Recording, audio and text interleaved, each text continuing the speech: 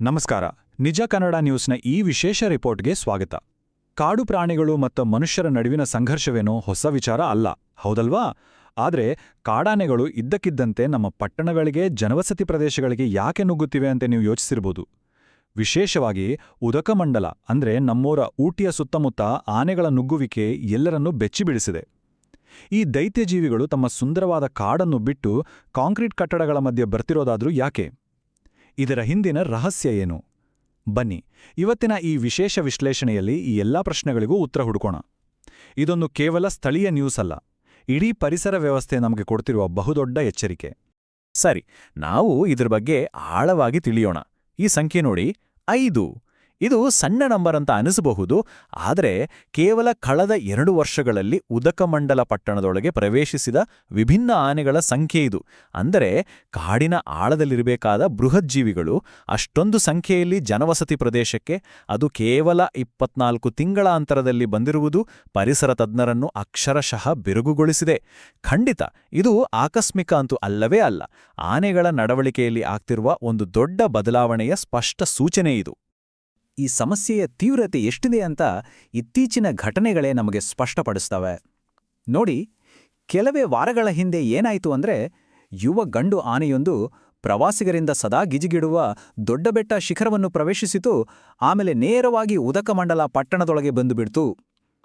ಇನ್ನು ಕೆಟ್ಟಿಕಣಿವೆಯ ಕೆಟ್ಟಿಪಾಲಾಡ ಪ್ರದೇಶದ ಕಥೆಯೂ ಅದೇ. ಅಲ್ಲಿಗೆ 2 ಆನೆಗಳು ನುಗ್ಗಿ ಬೆಳೆಗಳನ್ನೆಲ್ಲ ನಾಶ ಮಾಡಿವೆ. ಅಂದ್ರೆ ಇವು ಕೇವಲ ಬಿಡಿಬಿಡಿಯಾದ ಘಟನೆಗಳಲ್ಲ, ಆನೆಗಳು ಮೇಲ್ಭಾಗದ ಪ್ರಸ್ಥಭೂಮಿಯತ್ತ ಹೆಜ್ಜೆ ಹಾಕುತ್ತಿರುವ ಒಂದು ನಿರಂತರ ಪ್ರಕ್ರಿಯೆ.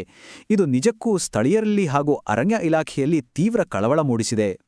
ವಿಭಾಗ 1: ಮೂಲ ಕಾರಣಗಳ ತನಿಖೆ. ಈ ಅಚ್ಚರಿಯ ವರ್ತನೆಯ ಹಿಂದಿನ ರಹಸ್ಯವಾದರೂ ಏನು? ಆನೆಗಳು ತಮ್ಮ ಸಾಮಾನ್ಯ ದಾರಿಗಳನ್ನು ಬಿಟ್ಟು ಈ ಹೊಸ ಪ್ರದೇಶಗಳಿಗೆ ಯಾಕೆ ಬರ್ತಿವೆ? ಇದನ್ನು ಅರ್ಥಮಾಡಿಕೊಳ್ಳಲು IUCN ಏಷ್ಯನ್ ಆನೆಗಳ ತಜ್ಞರ ಗುಂಪಿನ ಸದಸ್ಯರಾದ ಬಿ. ರಾಮಕೃಷ್ಣನ್ ಅವರು ಒಂದು ಇಂಟ್ರೆಸ್ಟಿಂಗ್ ವಿಷಯವನ್ನು ನಮ್ಮ ಮುಂದಿಡುತ್ತಾರೆ. ಯುವ ಗಂಡು ಆನೆಗಳು ತಮ್ಮ ಬೆಳವಣಿಗೆಯ ಹಂತದಲ್ಲಿ ಹೊಸ ಜಾಗಗಳನ್ನು ಹುಡುಕಿಕೊಂಡು ಹಿಂಡಿನಿಂದ ಬೇರ್ಪಡ್ತವೆ. ಇದು ನೈಸರ್ಗಿಕ. ಆದರೆ ಇಲ್ಲಿ ಅಚ್ಚರಿಯ ವಿಷಯ ಏನಪ್ಪಾ ಅಂದ್ರೆ, ದಾಖಲೆಗಳು ಲಭ್ಯವಿರುವ ದಿನದಿಂದ ಹಿಡಿದು ಇಂದಿನವರೆಗೂ ಈ ಯುವ ಆನೆಗಳು ಉದಕಮಂಡಲ ಪಟ್ಟಣದತ್ತ ಮುಖ ಮಾಡಿದ ನಿದರ್ಶನಗಳು ಇತಿಹಾಸದಲ್ಲೇ ಇಲ್ಲ. ನೈಸರ್ಗಿಕವಾಗಿ ನಡೆಯಬೇಕಾದ ಈ ಹುಡುಕಾಟ ಈಗ ಜನವಸತಿ ಪ್ರದೇಶಗಳತ್ತ ಸಾಗುತ್ತಿರುವುದು ನಿಜಕ್ಕೂ ಒಂದು ಭೀಕರ ವೈಪರೀತ್ಯ. ಇದು ಒಂದು ವಿಚಾರವನ್ನು ಬಹಳ ಸ್ಪಷ್ಟವಾಗಿ ವಿವರಿಸುತ್ತೆ. ಆನೆಗಳ ಈ ಬದಲಾದ ನಡವಳಿಕೆಗೆ ಬರೀ ಒಂದೇ ಒಂದು ಕಾರಣವಿಲ್ಲ. ತಗ್ಗು ಪ್ರದೇಶಗಳನ್ನ ಅವುಗಳ ಜಾಗಗಳಲ್ಲಿ ಹೆಚ್ಚುತ್ತಿರುವ ಅಡಚಣೆಗಳು, ಕಾಡಿನಲ್ಲಿ ಮೇವಿನ ತೀವ್ರ ಕೊರತೆ, ಇತ್ತೀಚೆಗೆ ಕಾಡಿದ ಭೀಕರ ಕಾಡ್ಗಿಚ್ಚು ಮತ್ತು ಅವುಗಳ ಹಳೆಯ ವಲಸೆ ಮಾರ್ಗಗಳ ಕಡಿತ, ಇವೆಲ್ಲವೂ ಒಟ್ಟಾಗಿ ಆನೆಗಳನ್ನು ಮೇಲ್ಮುಖವಾಗಿ, ಅಂದ್ರೆ ಬೆಟ್ಟದ ಮೇಲಿರೋ ಪಟ್ಟಣಗಳ ಕಡೆಗೆ ಬಲವಂತವಾಗಿ ದೂಡುತ್ತಿವೆ. ಜೊತೆಗೆ ಹವಾಮಾನ ಬದಲಾವಣೆಯೂ ಸಹ ಈ ಬೃಹಜ್ಜೀವಿಗಳನ್ನು ಹೊಸ, ಹಿಂದೆಂದೂ ಹೋಗದ ಪ್ರದೇಶಗಳತ್ತ ತಳ್ಳುತ್ತಿರುವ ಸಾಧ್ಯತೆಗಳಿವೆ.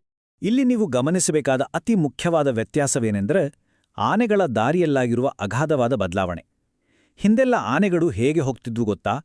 ನೀಲಗಿರಿ ಬೆಟ್ಟಗಳ ಮೇಲ್ಭಾಗಕ್ಕೆ ಬರುವಾಗ ಜನವಸತಿ ಪ್ರದೇಶಗಳನ್ನು ಸಂಪೂರ್ಣವಾಗಿ ತಪ್ಪಿಸಿ ಮುಕುರ್ತಿ ರಾಷ್ಟ್ರೀಯ ಉದ್ಯಾನವನ, ಗೆದ್ದೈ ಇಳಿಜಾರುಗಳು ಅಥವಾ ಸೈಲೆಂಟ್ ವ್ಯಾಲಿಯಂತಹ ಅರಣ್ಯ ಮಾರ್ಗಗಳಲ್ಲೇ ಸಾಕ್ತಿದ್ವು. ಆದರೆ ಈಗ ಅವು ನೇರವಾಗಿ ಉದಕಮಂಡಲ ಪಟ್ಟಣದ ಕಾಂಕ್ರೀಟ್ ರಸ್ತೆಗಳ ಮಧ್ಯೆ ಬಂದು ಹೋಗುತ್ತಿವೆ.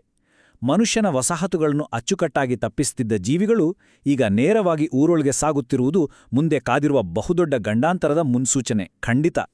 ವಿಭಾಗ 2: ಬೀಡು ಬಿಡುವ ಅಪಾಯ. ಅಂದ್ರೆ ಆನೆಗಳು ಆ ಜಾಗವನ್ನು ಶಾಶ್ವತ ವಸಾಹತು ಮಾಡಿಕೊಳ್ಳುವ ಭೀತಿ. ಹಾಗಾಗಿ ಇಲ್ಲಿನ ಅತಿ ಮುಖ್ಯವಾದ ಅಂಶವೇನೆಂದ್ರೆ, ಪರಿಸ್ಥಿತಿ ಕೇವಲ ಆನೆಗಳು ದಾರಿ ತಪ್ಪಿ ಬರುವುದಕ್ಕಷ್ಟೇ ಸೀಮಿತವಾಗಿಲ್ಲ. ಸಂರಕ್ಷಣಾವಾದಿ ಎನ್. ಮೋಹನ್ ರಾಜ್ ಅವರು ನೀಡುವ ಈ ಎಚ್ಚರಿಕೆಯನ್ನ ಒಮ್ಮೆ ಕೇಳಿ. ಒಂದು ಗಂಡು ಆನೆ ಮೇಲಕ್ಕೆ ಬಂದು ಅಲ್ಲಿ ಸೆಟ್ಲ್ ಆದ್ರೆ ಸಾಕು, ಅದು ಉಳಿದ ಆನೆಗಳಿಗೆ ಒಂದು ಹೊಸ ದಾರಿಯನ್ನು ತೋರಿಸಿದಂತಾಗ್ತದೆ. ಇದು ಪಕ್ಕ ಒಂದು ಚೈನ್ ರಿಯಾಕ್ಷನ್ ಶುರು ಮಾಡುತ್ತೆ. ಆನೆಗಳು ಈ ಪ್ರದೇಶಗಳಲ್ಲಿ ಶಾಶ್ವತವಾಗಿ ಬೀಡುಬಿಟ್ರೆ ಆ ಜಾಗ ಮನುಷ್ಯ ಮತ್ತು ಆನೆಗಳ ನಡುವಿನ ಖಾಯಂ ಸಂಘರ್ಷದ ವಲಯವಾಗಿ ಬದಲಾಗುತ್ತದೆ. ಊಹಿಸ್ಕೊಳ್ಳಿ, ಇದು ಎಷ್ಟು ಡೇಂಜರ್ ಅಲ್ವಾ?